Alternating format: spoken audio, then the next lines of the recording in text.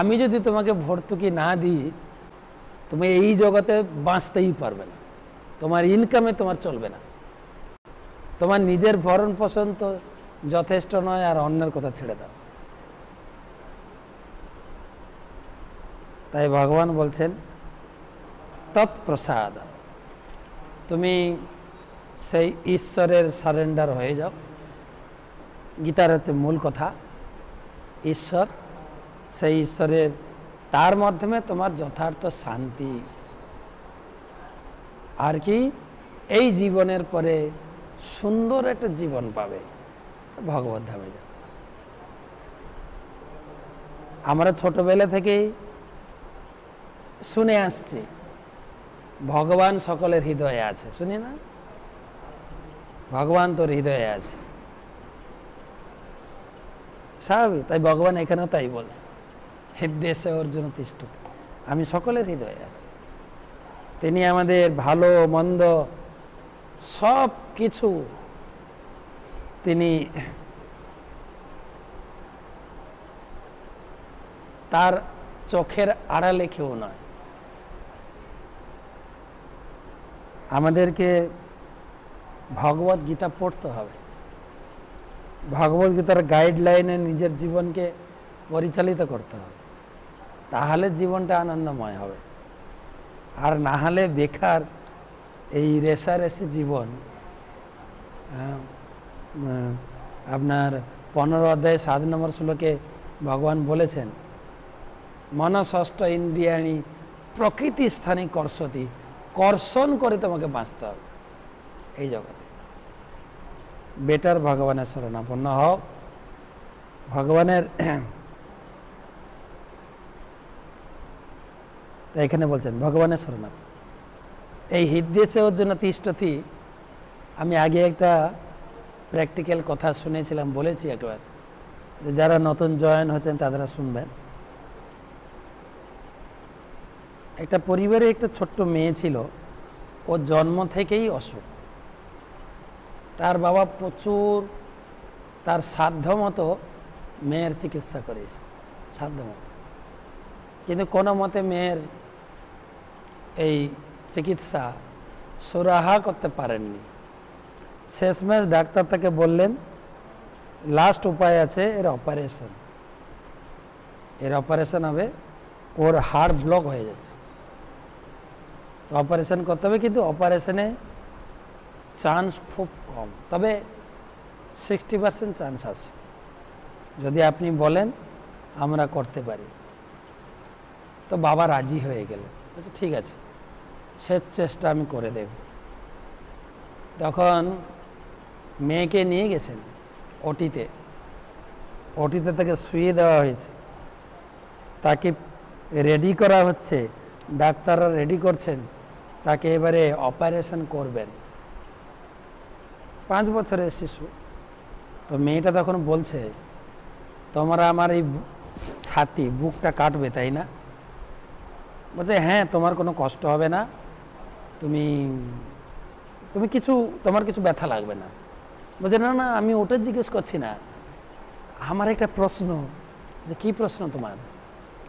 বলছে ছোটবেলায় আমার মা বলতো ভগবান হৃদয়ে থাকেন,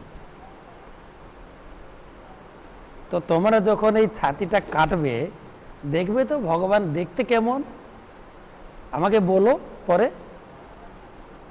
তো কিছু ডাক্তার শুনেছেন, কিছু ডাক্তার বাচ্চা ছেলে কি বলে, তো তাকে অজ্ঞান করে অপারেশন চালু হয়েছে। বাবা ওটি গেটের সামনে বসে আছেন, মেয়ের জন্য ভগবানের কাছে প্রার্থনা করছেন, একমাত্র মেয়ে, আমার যথা সর্বস্ব দিয়ে চেষ্টা করছি, হে ভগবান এই সন্তান ছোট থেকে এত কষ্ট কেন, সে যেন সুস্থ হয়ে ওঠে। তো যখন অপারেশন শুরু, পুরো কেটে ফেলা হয়েছে, কিন্তু তার ভিতরে স্পন্দন পাচ্ছে না। ডাক্তারদের মাথায় হাত। মেন ডাক্তার ছুটে গিয়ে বললেন সরি, বাবার কাছে বললেন আমরা পারলাম না আপনার মেয়ের কিছু করতে। বাবা তো আরও ভেঙে পড়লেন, হঠাৎ একজন নার্স ছুটে গিয়ে বলছেন, স্যার স্যার স্যার একটু স্পন্দন পাওয়া গেছে। ডাক্তার ছুটে এসে তাড়াতাড়ি সব অপারেশন কাজ কমপ্লিট করলেন। একদম সঙ্গে সঙ্গে গিয়ে বাবাকে গিয়ে বললেন, অপারেশন সাকসেস। এরপরে কিছুক্ষণ পরে শিশুর যখন জ্ঞান ফিরে আসে, সেখান তো প্রথমের দিকে খুব যন্ত্রণা হয়, ধীরে ধীরে যখন ঠান্ডা হয়ে যায় তখন বলছে, আচ্ছা তোমাদেরকে যেটা বলেছিলাম সেটা কি দেখেছো? বলছে, কোনটা? আমি যে বললাম আমার মা বলতো ঠাকুর হৃদয়ে থাকে, তো আমি জানতে চাইছিলাম সে ঠাকুর কেমন। আর সেইটা শুনে ডাক্তার অবাক, আরে সত্যি তো, এর এত বড় বিশ্বাস ঠাকুর হৃদয়ে থাকে। আর সেই শিশুর কথায় ধীরে ধীরে পুরো ডাক্তার, মেন ডাক্তার, ধীরে ধীরে ভগবানের প্রতি তার বিশ্বাস বেড়ে যায় এবং ভগবানের ভক্ত হয়ে ওঠে। ছোট্ট শিশু তার বিশ্বাস আছে, কিন্তু আমরা বড় বড় বিদ্বান পণ্ডিত বয়স্ক আমাদের বিশ্বাস নেই। কিন্তু আমরা কজন ভগবানকে ভয় করি, কজন ভুল কাজ করতে আমাদের হৃদয়ে বাঁধে, কখনো মনে হয় না ভগবান হৃদয়ে আছেন, দেখছেন? কত বড় বড় নেতা মন্ত্রী কত ভুল কাজ করছে, শুধু জ্ঞানের অভাব। ছোটবেলায় তো বিশ্বাস, বড় হলে সেই বিশ্বাসকে আরো প্রস্ফুটিত করার জন্য জ্ঞানের সাপোর্ট লাগবে। তাই ভগবদ্গীতায় জ্ঞান দেখেন, ভক্তি 12 অধ্যায় পর্যন্ত 13 থেকে জ্ঞানের সাপোর্ট, জ্ঞানের প্রয়োজন। আর জ্ঞান না থাকলে আপনি উল্টো পাল্টা বকবেনই। ভগবান আবার কে কে দেখছে, আর কে দেখছে মানে আমরা প্রথমে দিকে আলোচনা করেছি, ভগবান নিজে দেখছেন হৃদয়ে বসে, আরো 12টা ক্যামেরা লাগানো আছে, টোটাল 13খানা ক্যামেরা সবার পিছনে লাগানো আছে। কে দেখছে মানে এ কথা আমরা আগে আলোচনা করেছি। কিন্তু যদি আমার যথেষ্ট এই ধর্ম বা জ্ঞান, এই ভগবদ্গীতার জ্ঞান না থাকে, তাহলে আমরা একটু বিভ্রান্তই হব। থাকতে পারে আপনার জাগতিক জ্ঞান। আজকে আমি একটা পেপার পড়ছিলাম, একটা আর্টিকেল ছিল, শ্রী নৃসিংহ প্রসাদ ভাদুড়ী, উনি লিখেছেন ধর্ম সম্বন্ধে। উনি লিখেছেন এই হিন্দু ধর্ম, হিন্দু কথাটা কোথা থেকে এলো, যে ফরাসি দেশের লোকেরা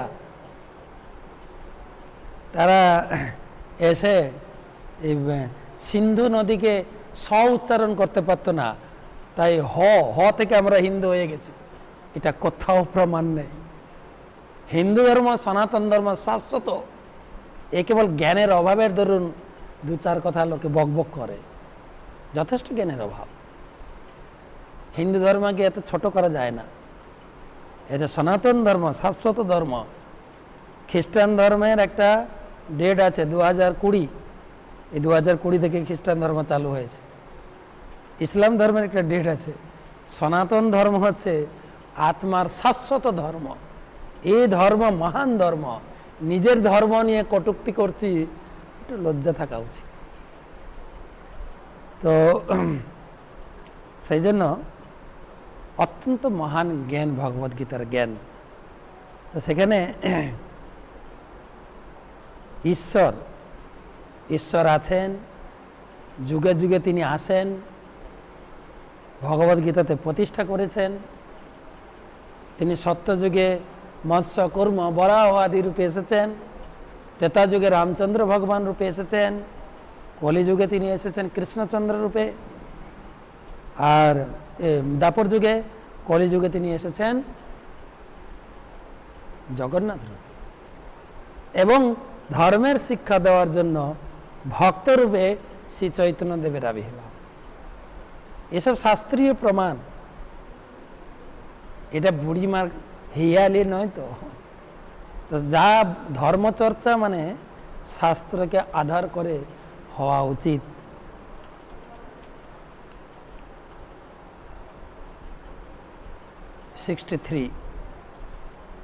ইতিতে জ্ঞানম আখ্যাতম গুজ্যাৎ গুজ্যতরং ময়া ব্রহ্মিশ্বৈতৎ অশেষেন যথেচ্ছসি তথা কুরু। ইতিতে জ্ঞানম আখ্যাতম গুজ্যাৎ গুজ্যতরং ময়া ব্রহ্মিশ্বৈতৎ অশেষেন যথেচ্ছসি তথা কুরু। এভাবেই আমি তোমাকে গুজ্জ থেকে গুজ্জতর জ্ঞান বর্ণনা করলাম। তুমি তা সম্পূর্ণরূপে বিচার করে যা ইচ্ছা তাই করো। 3 প্রকার জ্ঞান দেখেন। ইতিতে জ্ঞানম আখ্যাতম, ইতি মানে অতএব আমি তোমাকে জ্ঞান দিয়েছি। গুজ্জাত গুজ্জ জ্ঞান, গুজ্জতর জ্ঞান। গুজ্জ জ্ঞান কোনটা না? নিরাকার ব্রহ্ম সম্বন্ধে জানা। ঈশ্বর সর্বভূতানাম, ভগবান সব জায়গায় আছে, এটাকে বলে গুজ্জ জ্ঞান। যেরকম আমরা আলোচনা করেছি যে তিনি সকল জীবের হৃদয়ে তিনি রয়েছেন চিৎ শক্তি রূপে। গুজ্জ জ্ঞান। গুজ্জতর ব্রহ্মজ্ঞানের উপরে হচ্ছে পরমাত্মা জ্ঞান। তাই এই দুটো শ্লোকে পরমাত্মা সম্বন্ধে বলা হলো, এই 61 আর 62, যে প্রত্যেকের হৃদয়ে পরমাত্মা রূপে আমি বাস করছি। তোমাকে বললাম ব্রহ্মি সহিত অশেষেন, বিম্রি সহিতৎ অশেষেন। বিম্রি সহিতৎ মানে তুমি বিচার করে দেখো। ভগবান আপনাকে স্বাধীনতা দিয়েছে। এখন একটু বলতে পারেন যে তিনি সকলের হৃদয়ে পরমাত্মা রূপে আছেন, তিনি তো সবাইকে ভক্তি করাতে পারেন না। তিনি স্বাধীনতা দিয়েছেন, যথেচ্ছসি তথা কুরু। এবারে তুমি বিচার করে দেখো তোমার কি করা উচিত। তুমি কি করবে না করবে সেটা তোমার ব্যাপার। যেরকম আমি গীতার জ্ঞান আপনাদের শোনাচ্ছি, কিন্তু আপনি কতটুকু মানবেন কি মানবেন না সেটা আপনার উপরে। আমি জোর করে পারবো না। ভগবানও বলেছেন যে জোর করে তো ভালোবাসা হয় না। আমি তোমাকে সমস্ত জ্ঞান দিলাম, এবারে তুমি বিচার করো। এবারে গুজ্জতম জ্ঞান দেব। গুজ্জ জ্ঞান হচ্ছে ব্রহ্মজ্ঞান, গুজ্জতর হচ্ছে পরমাত্মা জ্ঞান, এবারে গুজ্জতম হচ্ছে ভগবান সম্বন্ধে জ্ঞান। ভগবানের 3টা স্তর ভাগবতমে বলা হয়েছে।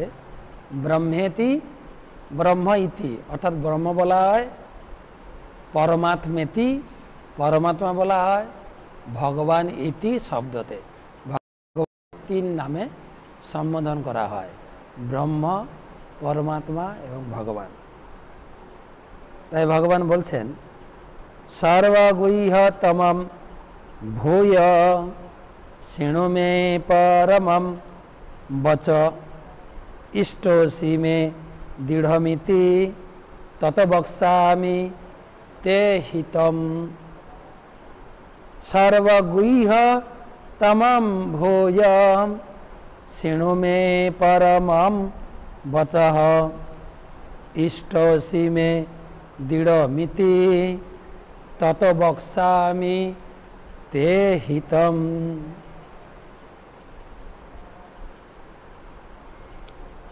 তুমি আমার কাছ থেকে সবচেয়ে গোপনীয় উপদেশ শ্রবণ করো। যেহেতু তুমি আমার অতিশয় প্রিয়, সেই হেতু তোমার হিতের জন্য আমি বলছি। আগে যা জ্ঞান দেওয়া হয়েছে দেখেন শ্লোকে, সর্বগুহ্যতমম, যা যা জ্ঞান আমি দিয়েছি সমস্ত জ্ঞানের শ্রেষ্ঠ কথা। ভূয়, ভূয় মানে পুনরায় বলছি, শিরোনামে তুমি শ্রবণ করো, পরমং বচ, যা যা জ্ঞান দিয়েছি বচ, আর এটা হচ্ছে পরম বচ, আছে না? পরম অর্থ, পরম অর্থ, অন্ন পরম অন্ন, পরম ধর্ম, পরম ধর্ম, পরম বচ। আগে যা যা বলেছি সবার থেকে শ্রেষ্ঠ জ্ঞান তোমাকে আমি বলবো। দুটো শ্লোক বলবেন, বেশি আপনার মাথা ঘুরবে না যে সবসময় ভগবান উন্নত জ্ঞান উন্নত জ্ঞান উন্নত জ্ঞান দিয়ে আসছে। হ্যাঁ, কি জ্ঞান? 65-66 দুটো শ্লোকে। মন্মনা ভব মদ্ভক্ত মজ্জাজিমাম নমস্কুরু মামে বৈশ্যসি সত্যম তে প্রতিজানে প্রিয়োসি মে।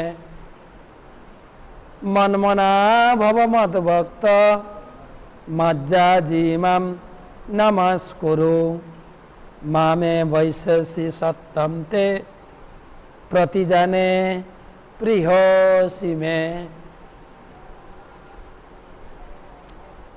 তুমি আমাতে চিত্ত অর্পণ করো, আমার ভক্ত হও, আমার পূজা করো, আমাকে নমস্কার করো, তাহলে তুমি আমাকে অবশ্যই প্রাপ্ত হবে। এই জন্য আমি তোমার কাছে সত্যই প্রতিজ্ঞা করছি, কেননা তুমি আমার সব থেকে প্রিয়। আপনারা মনে করুন তো, এই শ্লোক আগে পড়েছেন কি না? আগে পড়েছেন। নবম অধ্যায় 34 নম্বর শ্লোক। ভগবান বলেছেন, যেহেতু সার সংক্ষেপ টানছেন, আমরা আলোচনা করেছিলাম ভগবদ্গীতার টোটাল 18টা অধ্যায়। প্রথম 6টা অধ্যায়ে কর্মের কথা বলেছেন, শেষ 6টা অধ্যায়ে জ্ঞানের কথা বলেছেন, মূল হচ্ছে মাঝখানের 6টা অধ্যায় ভক্তি সম্বন্ধে বলেছেন। ভক্তি, আর সেই মাঝখানে 6টা অধ্যায়ের ভিতরে নবম অধ্যায় হচ্ছে শ্রেষ্ঠ। নবম অধ্যায়ে 34খানা শ্লোক আছে, তার ভিতরে লাস্ট শ্লোকটা হচ্ছে শ্রেষ্ঠ। এই যে ভগবদ্গীতার সর্বশেষ কথা, সেই শ্লোকটাকে এখানে আবার টেনে নিয়ে এসছেন ভগবান। একই শ্লোক দেখেন কি গুহ্যতম সর্বশ্রেষ্ঠ জ্ঞানটা কি? মনমনা ভব মদ ভক্ত। তোমার মনটা, প্রথম হচ্ছে মনমনা ভব, তোমার মনটা আমার চরণে অর্পণ করো, বাস। মনমনা ভব মদ ভক্ত, আমার ভক্ত হও। মদ যাজি, আমাকে পূজা করো। মাং নমস্কুরু, আমাকে নমস্কার করো। মামে বৈশ্যসি সত্যম তে প্রতিজানি প্রিয়সি মে। প্রতিজানে মানে প্রতিজ্ঞা করছি, যদি তুমি এই উপরের লাইনগুলো ফলো করো তাহলে তুমি আমার কাছে ফিরে আসবে, আমি প্রতিজ্ঞা করছি। এটা রাজনৈতিক নেতাদের প্রতিজ্ঞা নয় কিন্তু, যদি ভোটে জিতে যাই আপনার সব কিছু ব্যবস্থা করে দেব না। কৃষ্ণ রাজনৈতিক মতো লেকচার দিলেও কৃষ্ণ হচ্ছে সর্বসমর্থ ব্যক্তি। এখন কেউ তো বলবেন আমি তো ভগবানের ভক্ত, আর আমাদের এই সনাতন ধর্ম হিন্দু ধর্মে কত আবল তাবল লোকে বকে দেখবেন, যেই কালী সেই কৃষ্ণ, সব ঠাকুর এক। কিছু কিছু লোক তো একদম উদার চিত্তে বলে দেয় ঠাকুরের ভিতরে আবার ভেদ আছে। ছি, কিরকম বলে তোমার ওই উদারতা কাজ করবে না। আপনাকে ঠাকুর ভক্ত বলছে না, আপনি যদি এরকম ভাষা ইউজ করেন, যেই কালী সেই কৃষ্ণ, আপনি ধার্মিক নয়, আপনি পাপী নয়, আপনি পাপিষ্ঠ, এটা আমি বলছি না, পদ্ম পুরাণে বলছে। যস্তু নারায়ণম দেবম ব্রহ্মা রুদ্রাদি দেবতৈ, যিনি ভগবান নারায়ণকে ব্রহ্মা শিবের সমান তুলনা করে, সমত্তি নৈব বিক্ষেত, তাকে দর্শন করার সাথে সাথে আপনি যদি গঙ্গায় স্নান না করেন আপনি পাপী হয়ে যাবেন। ওকে দেখলেই সপাষণ্ডী ভবে ধ্রুবম, এই শ্লোক আগে অনেককে পাঠিয়েছি আপনাদের, যারা প্রথমের দিকে গ্রুপে যুক্ত ছিলেন। যিনি দেবদেবীকে ভগবানের সঙ্গে এক করেন তারা হচ্ছে পাষণ্ডী। পাষণ্ডী ধার্মিক না, পাষণ্ডী পদ্মপুরাণের ভাষা, শাস্ত্রীয় ভাষা আমি বলছি।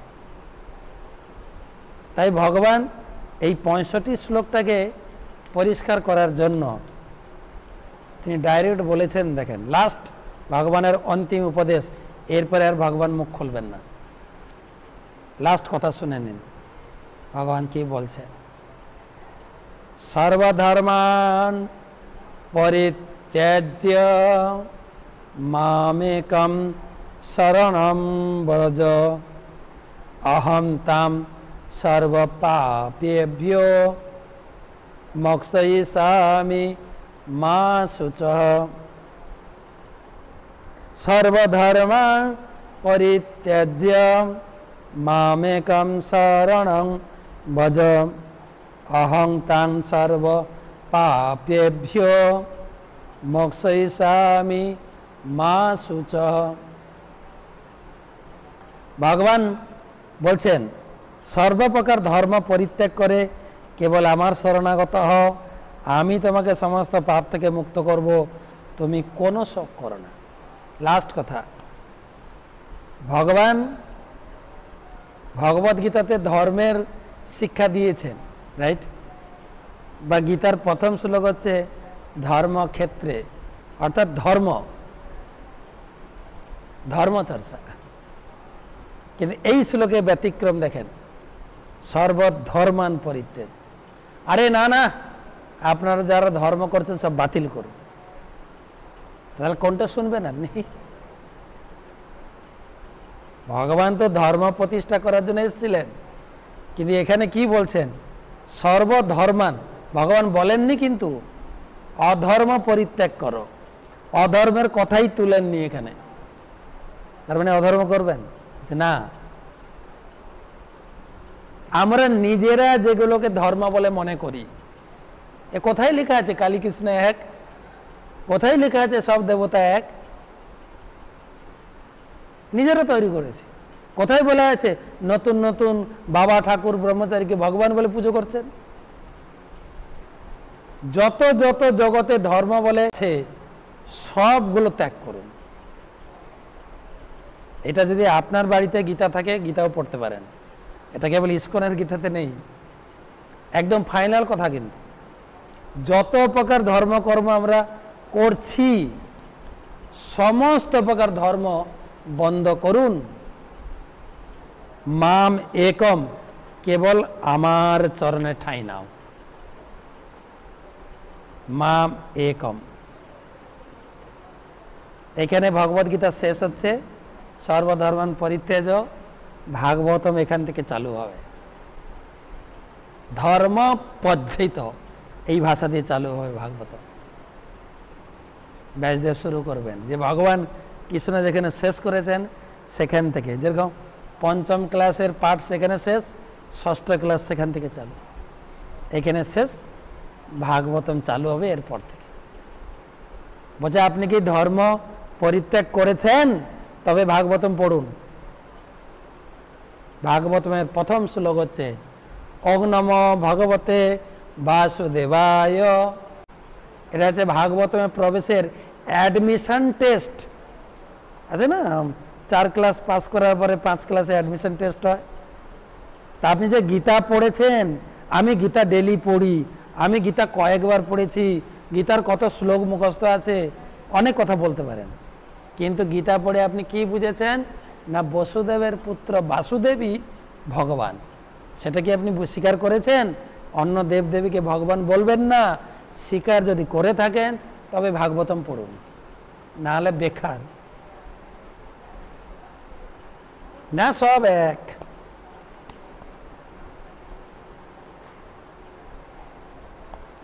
সর্বধর্মান পরিত্যাগ। শাস্ত্র পড়ুন বিভিন্ন জায়গায়। শিব ঠাকুর কৈলাসে বসে ভগবানের নাম জপ করছেন, আমরা শাস্ত্রে পাই। ব্রহ্মা জপে চতুর্মুখে কৃষ্ণ কৃষ্ণ হরে হরে, মহাদেব পঞ্চমুখে রাম রাম হরে হরে। ব্রহ্মাজি 4 মুখ দিয়ে কৃষ্ণ নাম গাইছেন, আর শিব ঠাকুর 55 পঞ্চমুখ দিয়ে রাম নাম কীর্তন করছে। পার্বতী দেবী জিজ্ঞাসা করছেন, প্রভু এই শ্রাবণ মাস আসছে না? শ্রাবণ মাস চলে গেল? শ্রাবণ মাস চলছে, এখন লকডাউন বলে, না হলে সারা বাজার লাল হয়ে যাবে। ভোলে বাবা পার করে কাঁধে জল নিয়ে চলবে, কি তালে তালে চলে, তাই না? ভোলে বাবা পার করে ঘা। কোন জল? গঙ্গা জল। কোন গঙ্গা? আদি গঙ্গা। কোথায় যাচ্ছ? বাবার স্থানে। বলতে বলতে তালে তালে চলবে। বাবা রাস্তায় বড় বড় বাম্পার, বাবার কত টেম্পার, বাপ চলতে থাকে। আলু ঝিঙ্গা পোস্ত বাবা ভালোবাসত, বাবার গুণকীর্তন করে করে যায়।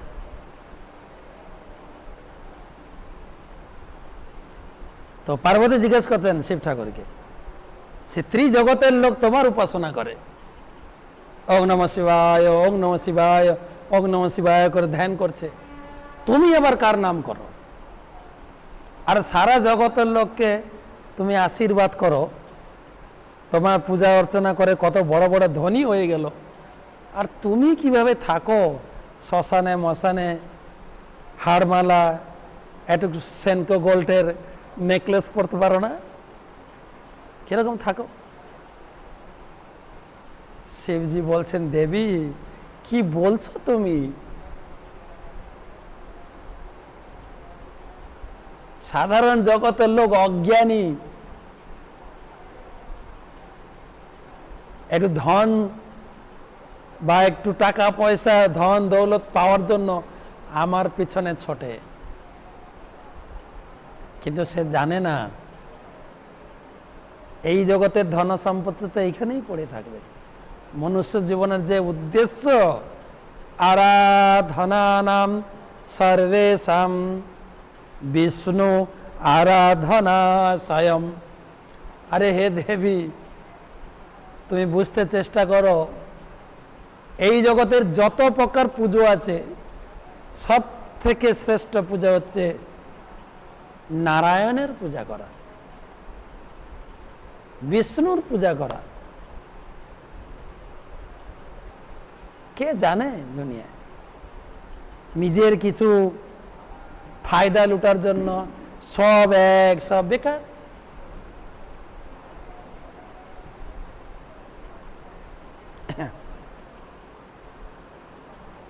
আমি একটা শ্লোক পড়ছিলাম নারদ পঞ্চরাত্রে, সেখানে বলছেন, আরাধিত যদি হরি তপসা তত কিম। যদি তপস্যা করে হরি ভজন, আমি অনেক তপস্যা করছি কিন্তু হরি ভজন হলো না, ওই তপস্যার কি দাম?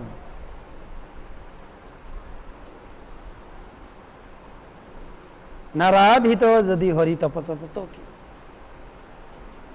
যে তপস্যার দ্বারা হরি ভজন হয় না, সে তপস্যার কি প্রয়োজন?